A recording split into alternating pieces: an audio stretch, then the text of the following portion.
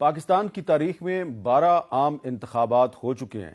لیکن ان 12 انتخابات کی ایک ہی کہانی ہے، اور وہ یہ ہے کہ ہر انتخاب میں جو ہار جاتے ہیں وہ کہتے ہیں جی کہ ہمارے ساتھ دھاندلی ہو گئی ہے۔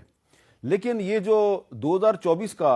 الیکشن تھا، 2024 کے جو انتخابات تھے، اس میں ایک نیا پہلو سامنے آیا، اور وہ یہ ہے کہ کچھ جیتنے والوں نے جیتنے کے بعد یہ اعلان کیا کہ ہم نہیں جیتے، جیتا کوئی اور ہے، اور انہوں نے اپنی جیتی ہوئی نشست جو ہے وہ چھوڑنے کا اعلان کر دیا۔ اور اس کی ایک مثال جماعت اسلامی کے حافظ نعیم الرحمان صاحب ہیں،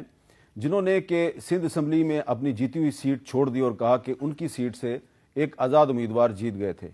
اور اس الیکشن کی ایک اور اہم بات یہ ہے کہ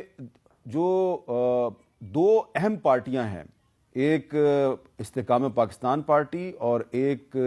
تحریک انصاف پارلیمنٹیرینز، جو کہ دراصل تحریک انصاف سے دو گروپ ٹوٹ کے باہر آئے تھے، ان کے جو سربراہان ہیں جہانگیر ترین اور پرویز خٹک، دونوں نے اپنے نہ صرف پارٹی عہدے چھوڑ دیے ہیں بلکہ جہانگیر ترین صاحب نے تو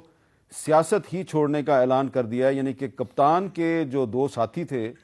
ان کی جو سیاست ہے وہ ایک کی ختم ہو گئی ہے اور دوسرے کی خطرے میں نظر آ رہی ہے، جبکہ جماعت اسلامی کے سربراہ جو سراج الحق صاحب ہیں، انہوں نے اپنی کارکردگی کو غیر تسلی بخش قرار دے کے اپنے عہدے سے استعفیٰ دے دیا ہے۔